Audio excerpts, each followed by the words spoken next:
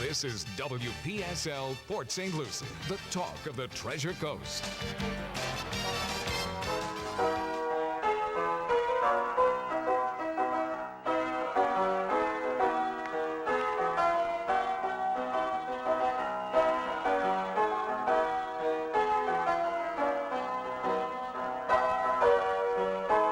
It's 11:07. Time for Ask the Rabbi right here on WPSL, Port St. Lucie.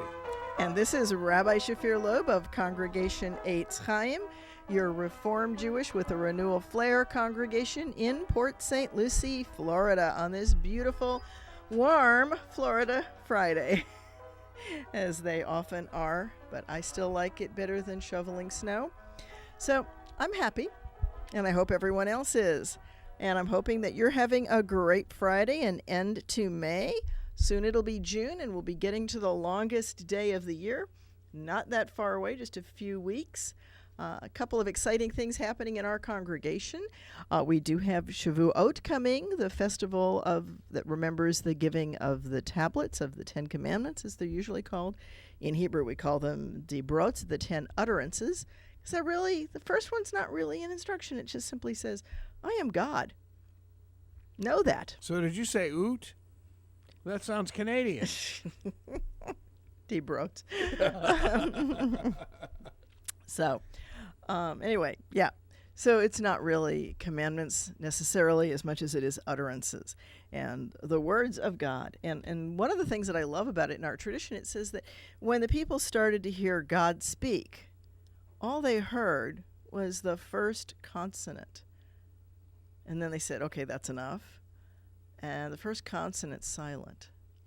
So think about what it is to hear that. It's just to hear the preparation of speech. And that was enough. Yeah. It's kind of it's a little bit of a deep moment. People really didn't want to hear God directly, necessarily. And I don't know that many of us really do want to hear God directly. It's an interesting thought. Do you want to hear God directly? Do you want the responsibility of hearing God directly? Yeah. That is intriguing. Yes. An interesting thought. Right? We often say we want it, but do we really want it directly and immediately with all of the responsibility that it carries with it and all of the power that it carries?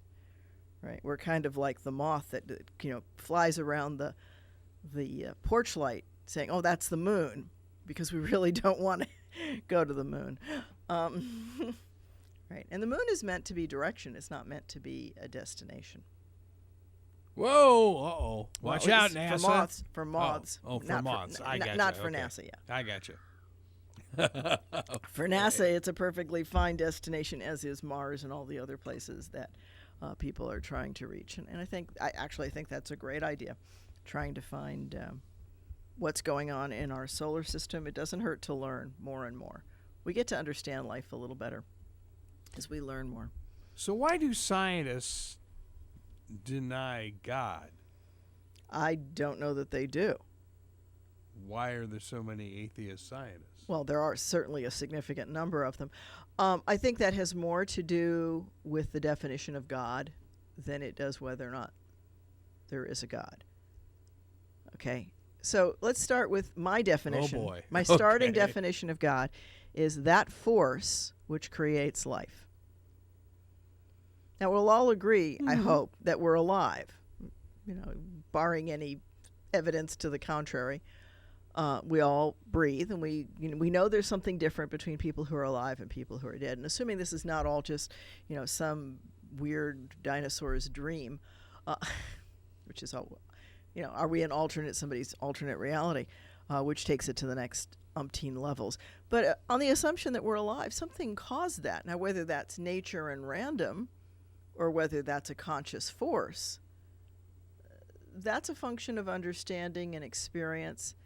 And one of my favorite arguments is look at the complexity of life and look at how intentional it looks. And here's another little piece. If you look at the molecules on the planet, you'll find that they pretty much match random distribution to the elements that are out there, or what would happen in a star, or in a planet forming around a star, except for hydrogen and carbon. They're a little bit higher than they ought to be by random generation of elements. And what is it that makes life but hydrocarbons? Mm-hmm. So, there's an interesting, what is it that caused that? Now, could that be some weird random anomaly? Yeah, probably it could. What are the odds? I'm not sure. Does that mean that, God's one of those things you can't prove, you can't disprove. And so, very simply, I don't ask students if they believe in God. I ask them whether or not they've experienced God. Ooh, that's interesting. Yeah, it's a slightly different twist. Yeah. But most people have experienced something that they can define as God. And, I've worked with a lot of atheists, and very often I find them to be quite spiritual, and it's hard to be spiritual if you're an atheist, really. I was going to say, how's that possible? Yeah, it doesn't work together. And so what's really happening there is that what they're rejecting is this outmoded, childish definition of God as some old man who sits on a throne. Right? And that, I don't think any religion ever intended that to be the definition of God. Judaism is about the mystery of creation. Right? The mystery of creation. It's about seeking that knowledge and that understanding and that connection to all that is. And so it's not about, bowing at the feet of some old man with a beard. That's a 3 to 5 year old's idea of God. And the problem is that sometimes that's the last time somebody has a deep connection with something because of something that happens in the family, or they reject that and they don't go beyond it. And that's one of the points actually that I try to make to my folks in my human development class, which is when you've got an issue going on in your life, ask yourself how old you feel. And if you feel like a child, then you probably have something unresolved from that age. Whoa, yeah. Whoa. Well, think about it a second. That is deep. Well, when do you start learning something? You start learning early. Very early, right? You actually start learning before you're out of the womb.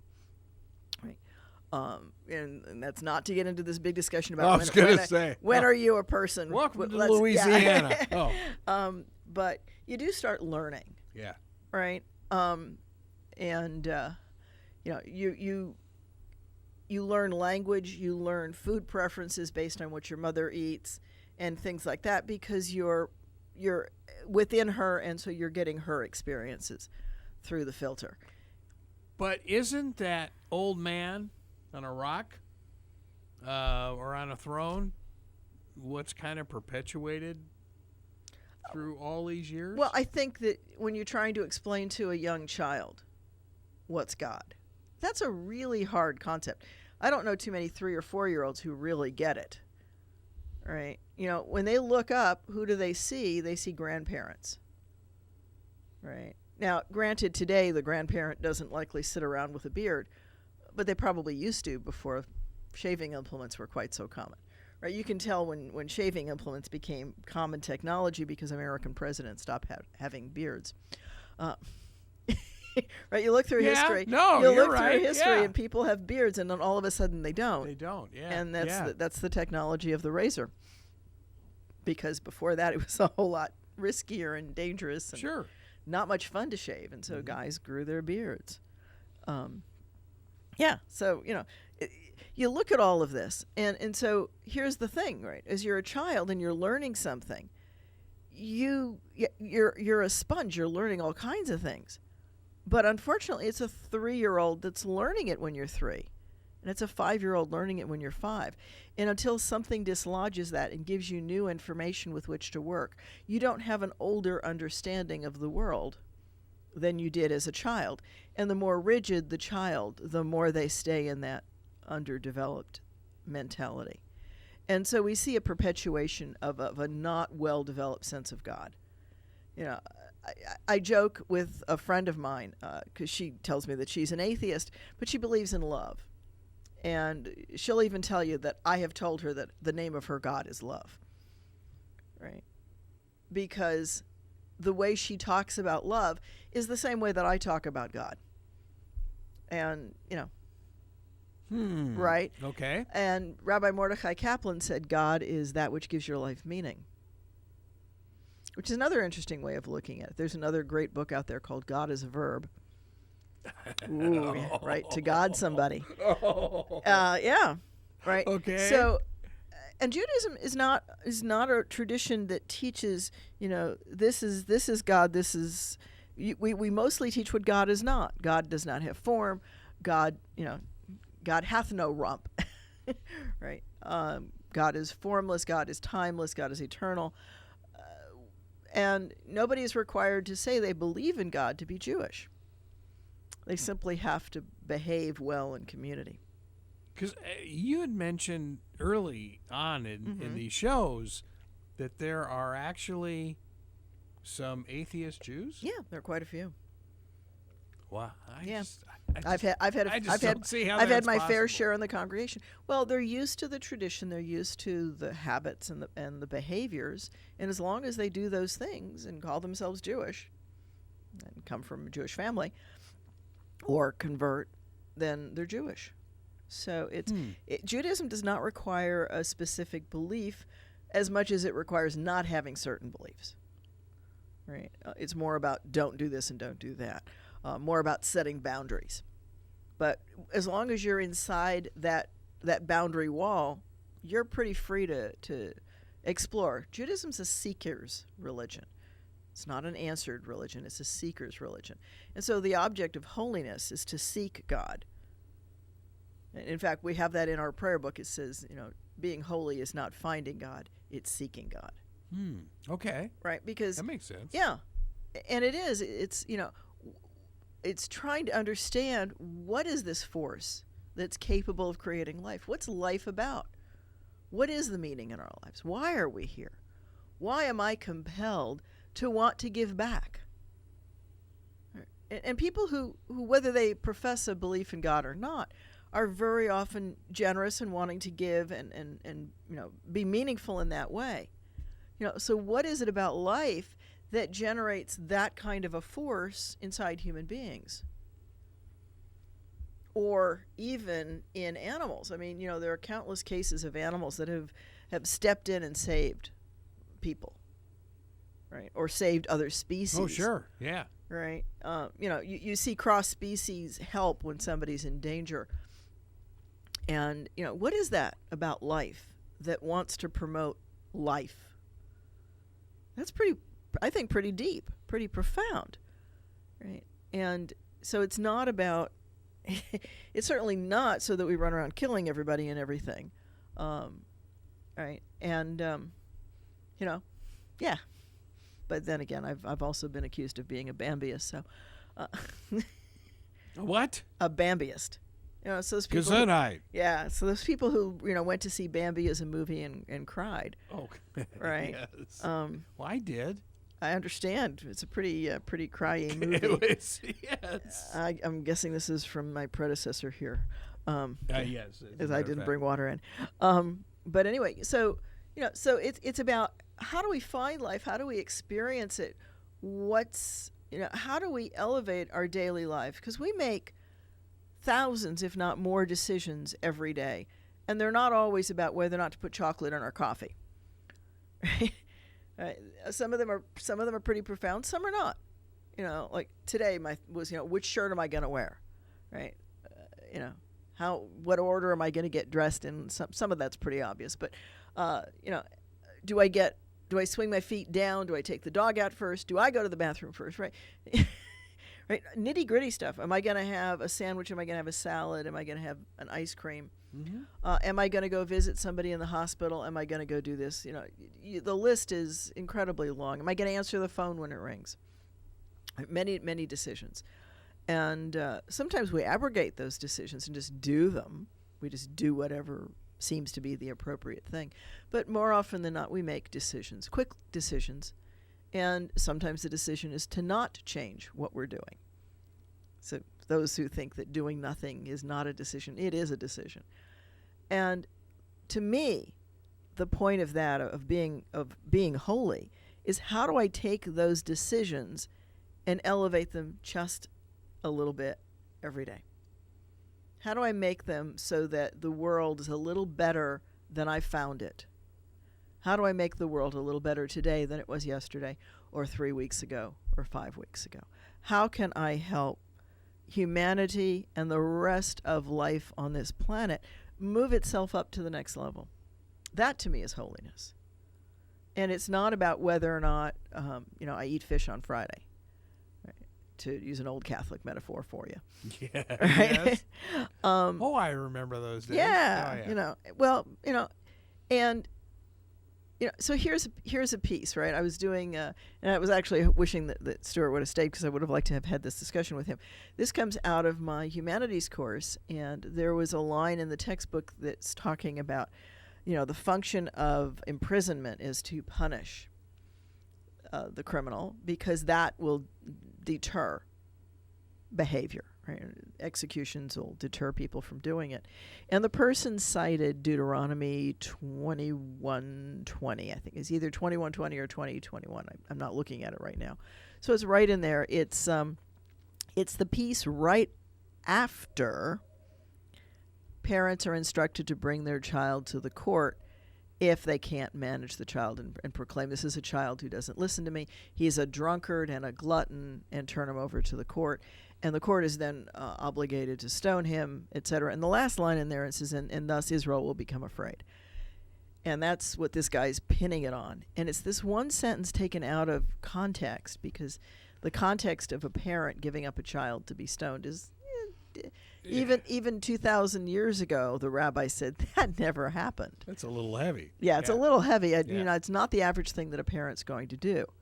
And that's not to say that parents don't kill their children, because we know that happens. But there's a difference between the crime as it happens and the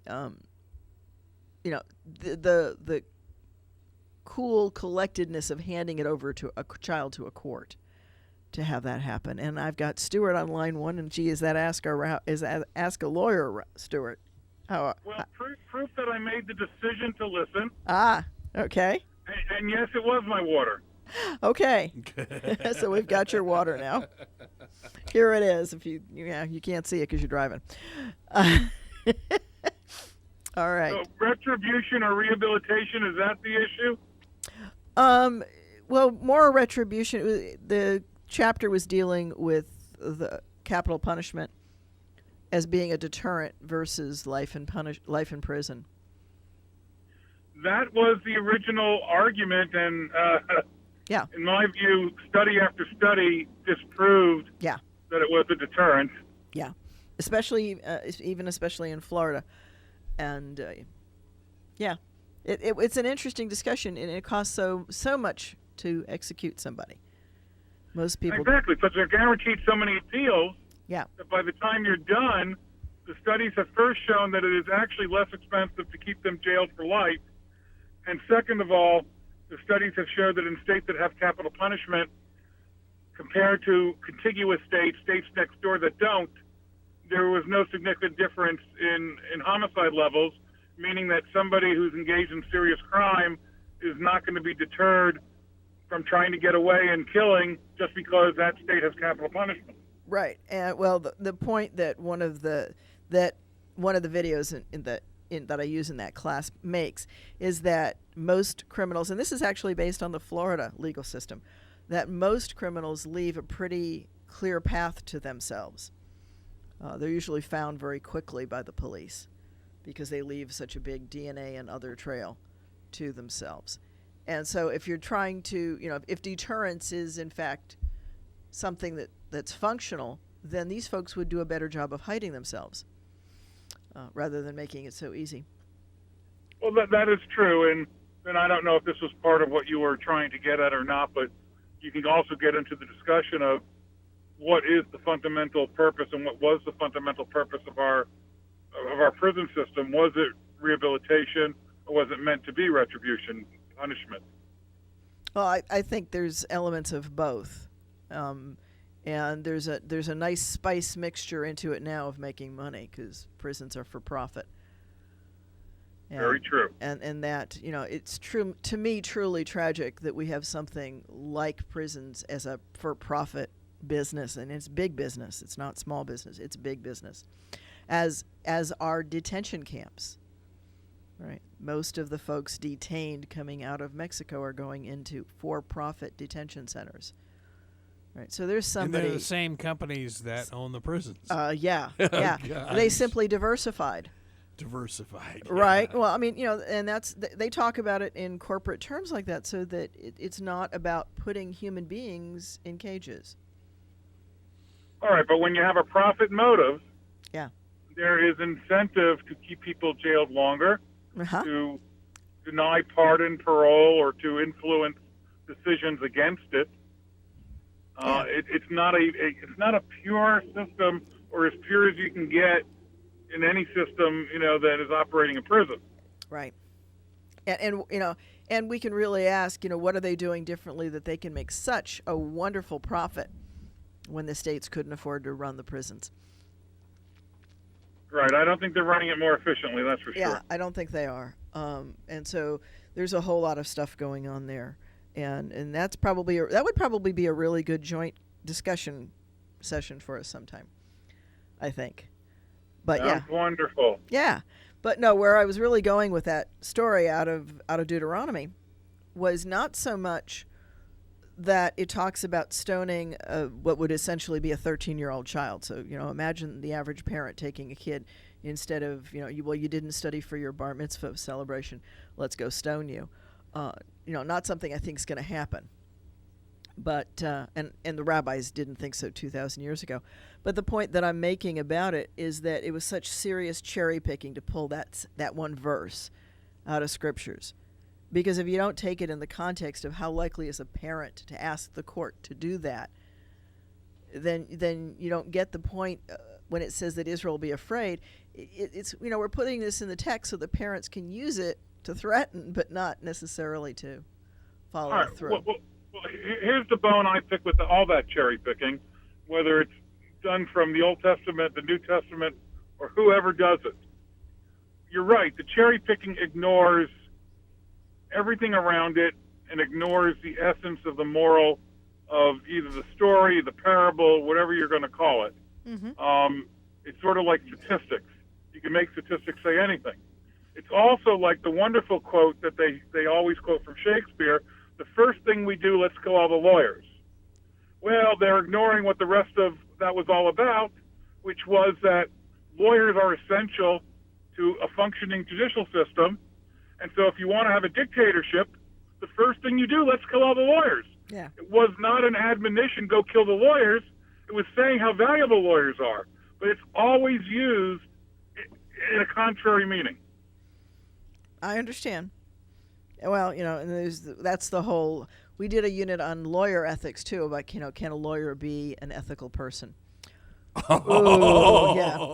We'll have to have that one. Lawyer, I plead the fifth. Ah, okay. lawyer joke. Well,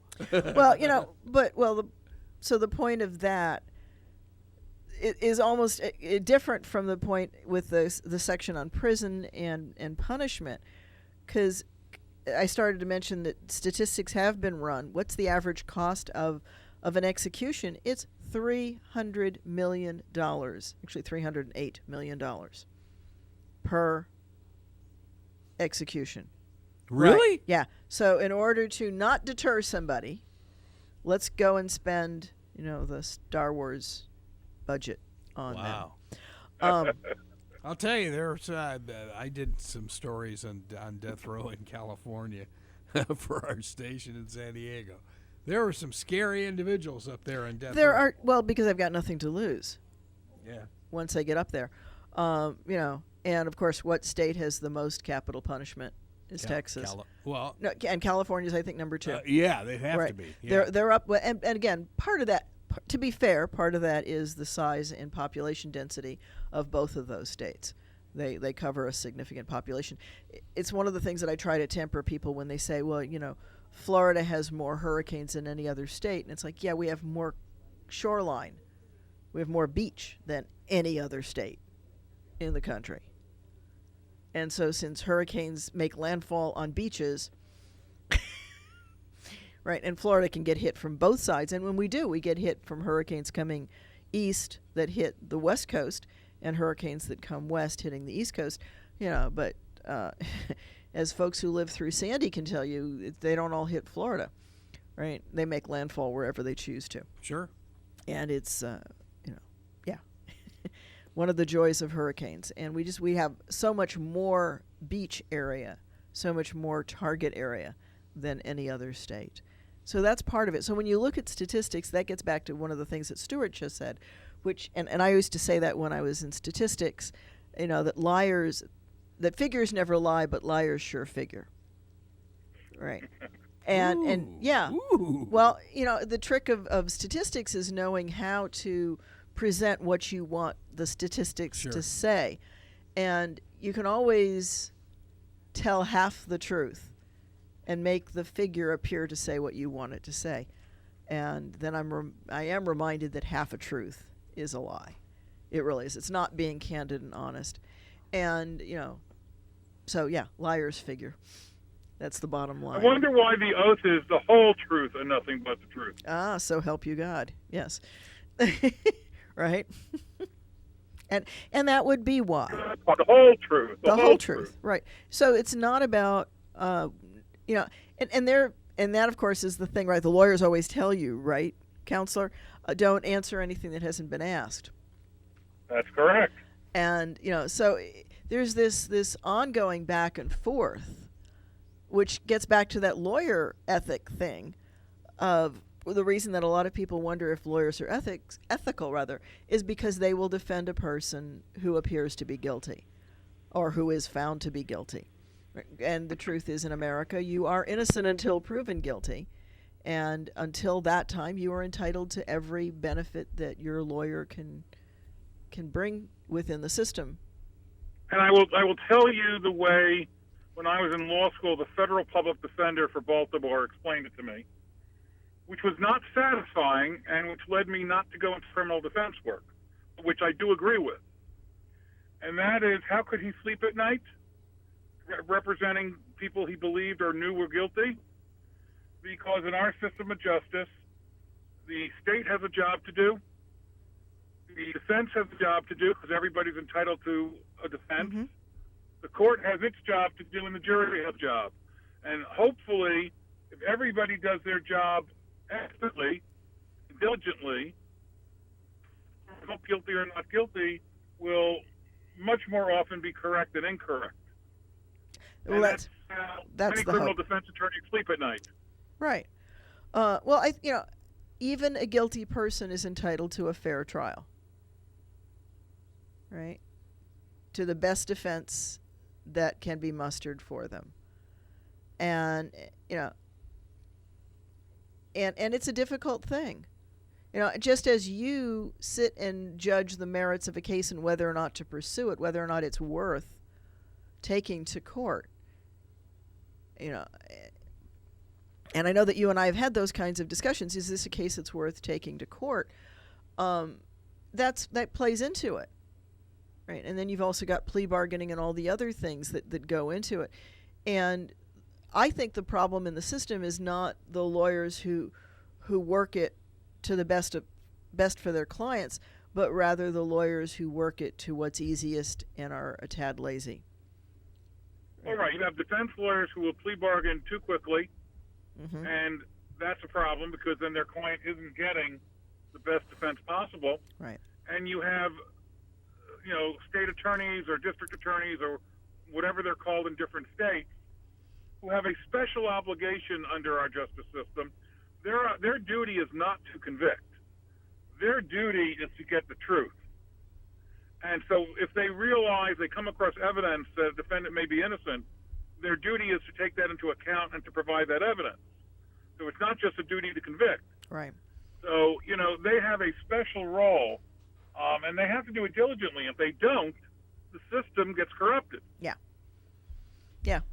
And that was, I'm trying to think of what the case was. There's a murder trial / accidental death or not.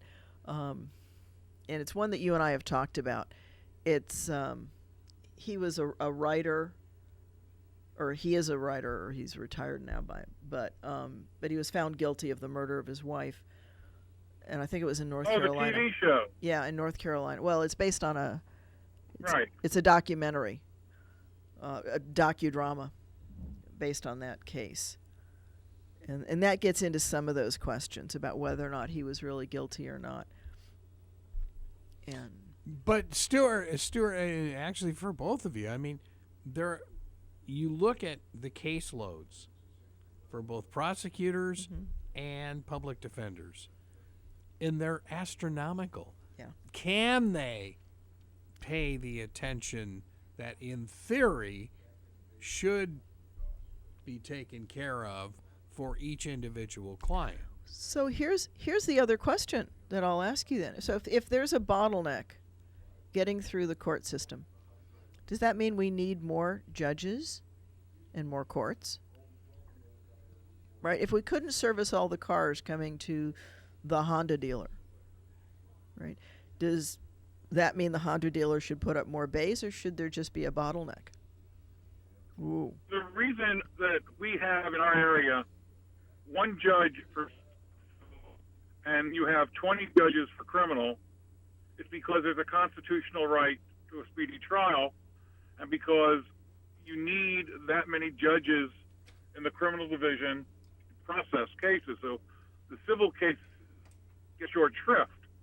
But on the criminal side, yes, if you cannot timely implement justice, you need more courts, more judges, more staff, more attorneys, because if people are going to be held in jail either because they don't have sufficient funds to make reasonable bail or because they're being held without bail, then effectively you're imposing a prison sentence if you cannot get them to trial within a reasonable period of time.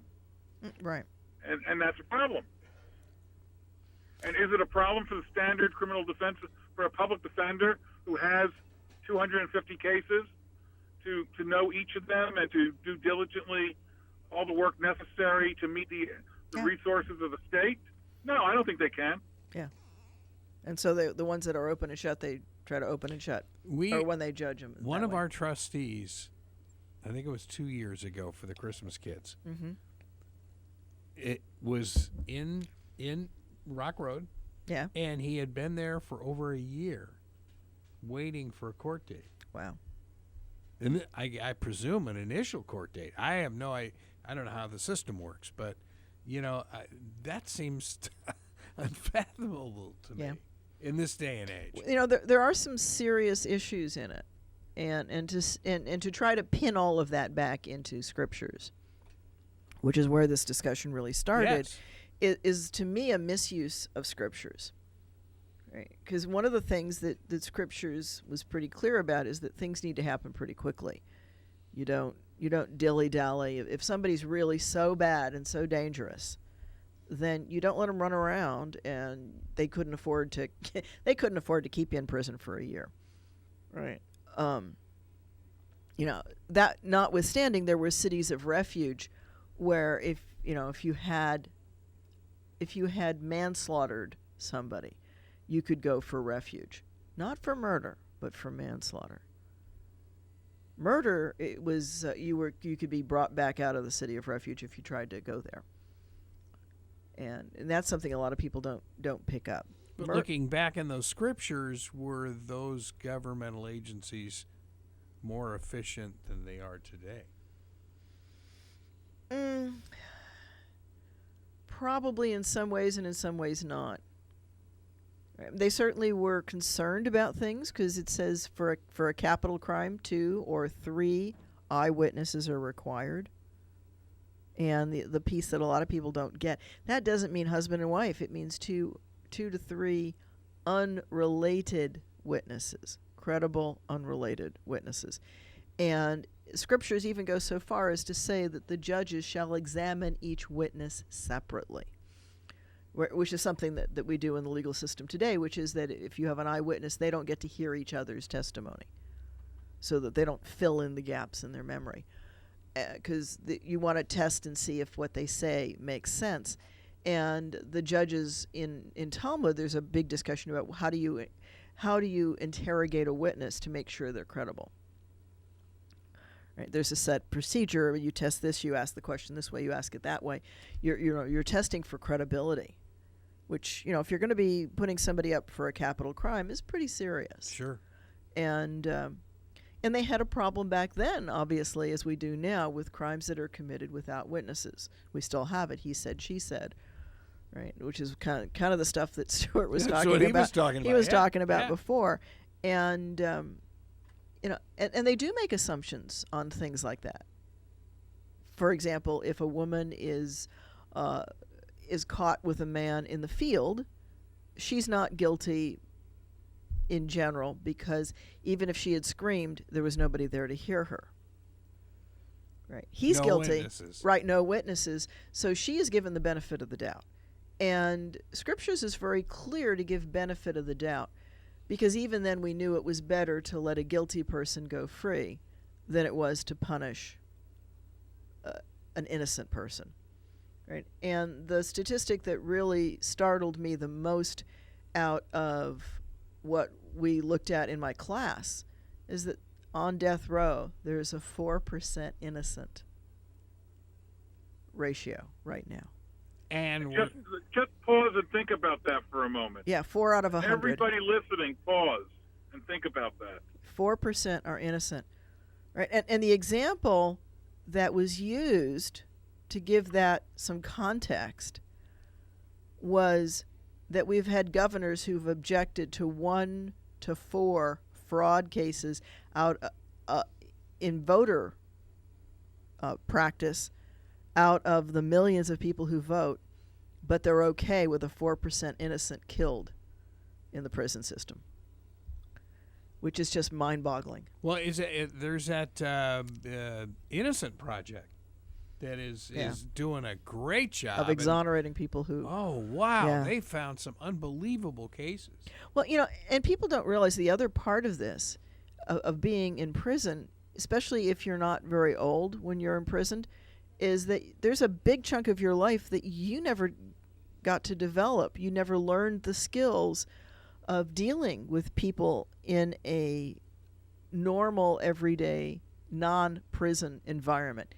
And, we think of that because we live in the quote-unquote real world, that's easy and that anybody can do it. But if you're not used to it, watch anybody who's, coming out of rural Arkansas and transplant them into New York, and they're not going to feel real comfortable for a long while. Yeah. And the same way if you take somebody from New York who's used to having thousands of restaurant choices and these choices and that choices and their cell phones bombarding them with everybody's offers, and put them in the middle of rural Arkansas, and they're going to feel like they're in the middle of the moon. Right? And so you have that piece if somebody's falsely imprisoned, plus all their friends have now decided they're a criminal. Right? Their families have decided they're a criminal. They're going to have trouble, go for a job employment, right? And what were you doing between the ages of 20 and 30? Well, I was in prison. Really, but I was innocent. Yeah, right, Well, the other thing I would interject is it's bad enough guilty in prison. Yeah. But imagine if it's possible, imagine being innocent and having been sentenced to death and having to live with all the death sentences that get put off because of appeals, constantly having to prepare that your life is about to end. And then eventually, unless the Innocent Project happens to grab you, walking down to death row, proclaiming your innocence, knowing you are innocent and God has given you one life to live, and it's about to be taken from you. I honestly can't imagine anything more horrific, tragic, unjust than an innocent person being put to death. I would agree with you. Or an innocent person having life imprisonment. Right? Or a tremendously long prison, a prison sentence, period. The idea of innocence, I would much rather a guilty person get off once, because if they're really guilty, they'll do it again and they'll get caught. And yes, I feel for their victim, but I don't know that I'm willing to randomly select somebody and put them in prison, because then the guilty person's still running around out anyway. So you haven't accomplished anything by putting the innocent person in prison. It's not like that means that a guilty person goes free. It doesn't. An innocent person in prison is just somebody who didn't do something, who's getting punished for somebody else. It actually means that the criminal system, or not that the police are not looking for the guilty person, because they've got somebody to fill that box. So in some ways, it's not only the travesty of what happens to the person, but it's actually a bigger danger to society, because once they've nailed somebody, then they're no longer looking for the guilty person, and that person's free to do what they did again. And there's a lot of challenges in our legal system. We obviously need a legal system. You need to keep society safe. I'm just not sure that we're doing it in our best interest in the way that we're doing it right now. But it's a work in progress. As you pointed out, we're hopefully getting better, and I think we are. But there are certainly some backward steps along the way. And I'm not sure that any other nation does it better, frankly. I don't know. In some ways, I like the idea of no capital punishment, but that's another story. We'd save a lot. Those for-profit businesses of killing people that are found guilty kind of bothers me. But that would be me. And, what can I say? Either we've got to find a way to do it more effectively, and or we really need to look at that system and revise it. I'd much rather people got scholarships to college than that we spend $300 million executing an innocent person. It just that doesn't sit really well with me. And I think that's part of why scriptures back then was so adamant about having eyewitnesses and having multiple, unrelated, credible witnesses. Especially if not so much interested in that if one person is saying, it's a donkey, it's a horse, and that kind of a civil quibble. But if it's a capital crime, that needs to be taken very, very seriously. And, do I like the idea of all of the appeals? Maybe, maybe not. What I don't like is the amount it costs, the way that it happens. And even that system is still, some people are just, the number of people who have been in prison for a long period of time who are innocent. I'm hopeful that DNA and other things like that will do a much better job. But the challenges of people who, in the heat of the moment, of eyewitnesses who didn't really see anything, didn't see a person well enough. Most people don't look at others well enough to be able to describe them. At least not well enough to describe them as apart from somebody else. So, yeah, it's a challenge. There's a wonderful article, and I'm trying to think of I think it's either in my development book or in my psychology text. I'm not remembering which. But it's the story of a black man, a black professor, who gets stopped on his way to his class. He's going to teach his class. And he's walking down the street, and he's, clean shaven. He's clean, but he's wearing a hat that somebody knitted for him.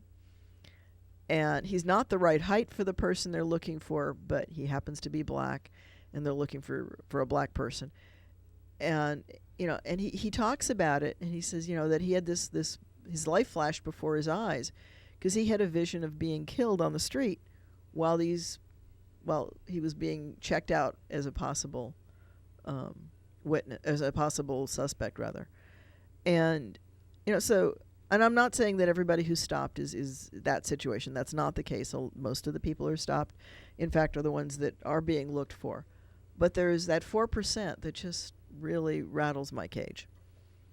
That to me is a very high number for a country that wants to call itself civilized. Well, I would agree, and I think that is contrary to reasonable doubt. 4% is not reasonable doubt. Yes, a lot of people who should have had reasonable doubt have not been reasonably released. And which also gets to how hard or how easy is it to defend yourself when you're found in the system.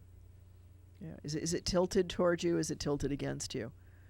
Right. The hope is, and you probably can tell where the quote comes from, right? That the long arm of the system arcs toward justice and truth, but only when people really want it to. Well, and also only when you can afford private defense counsel.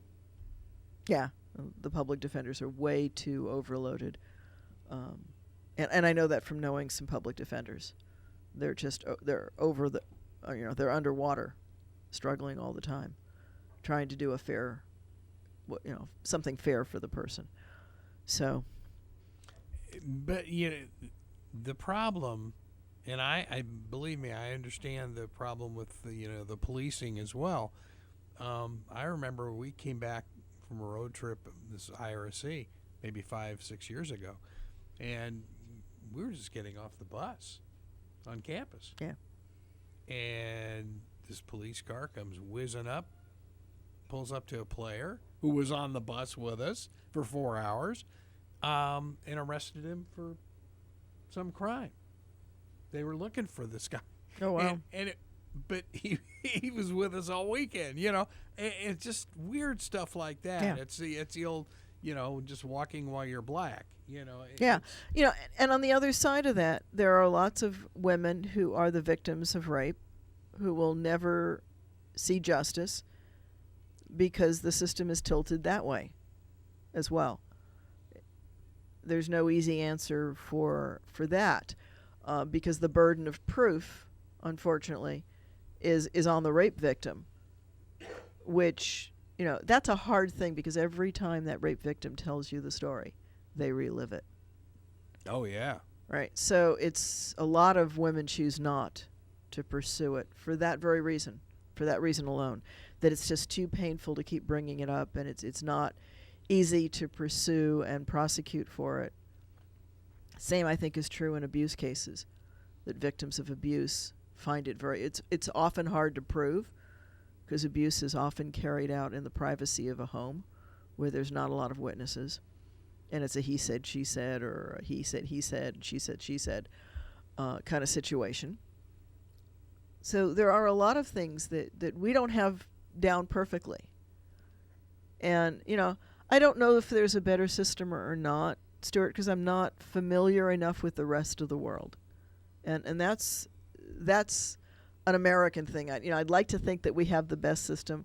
I know that there's parts of other countries where they seem to be happier, they seem to be worse. I don't know that I like, though, being linked with Iran, Iraq, and Syria and Saudi Arabia with capital punishment.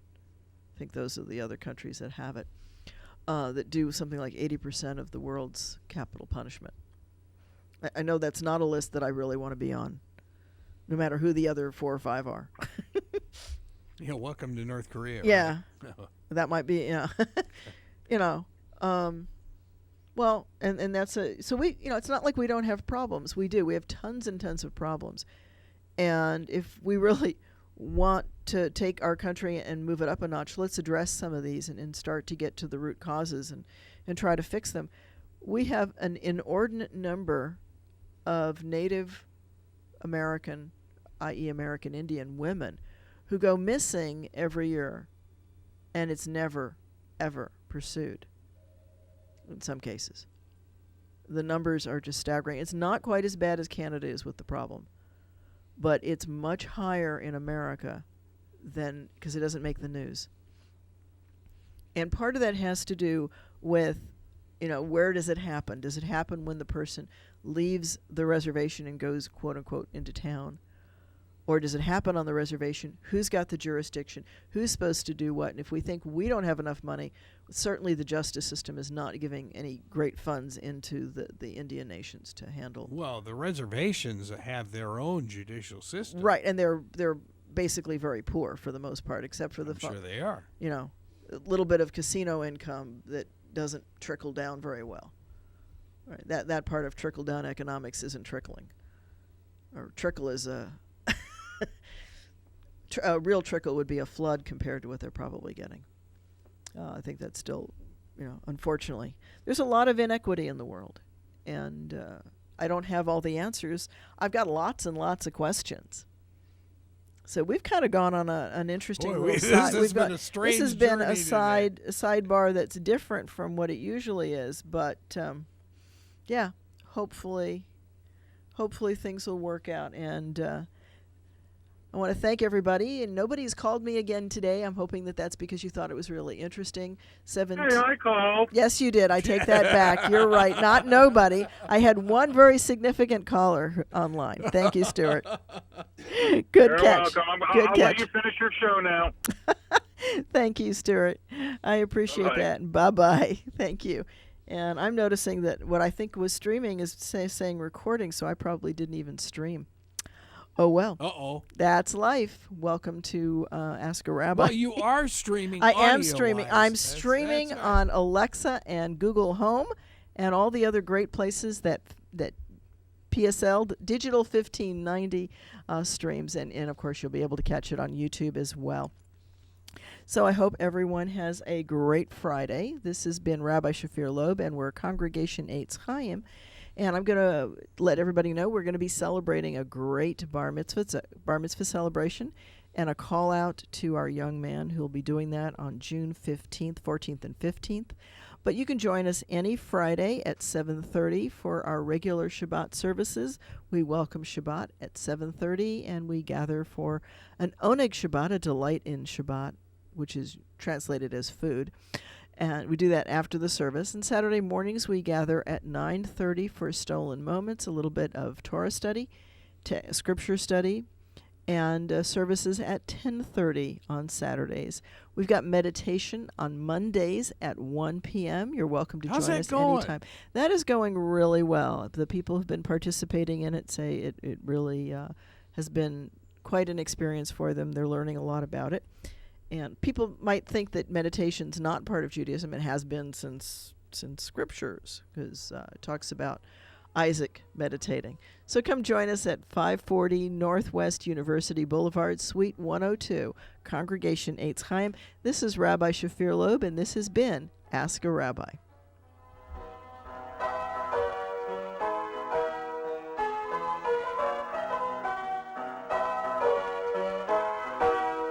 You've been listening to Ask a Rabbi right here on WPSL, Port St. Lucie, WPSL.com, webcaster to the world, on Alexa and Google Home.